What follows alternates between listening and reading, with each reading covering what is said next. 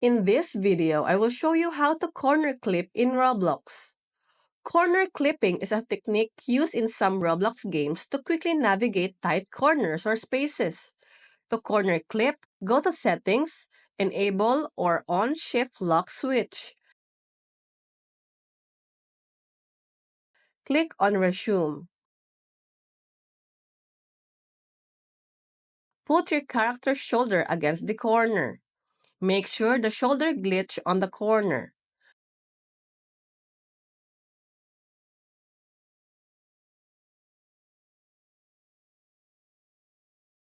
Turn your camera around.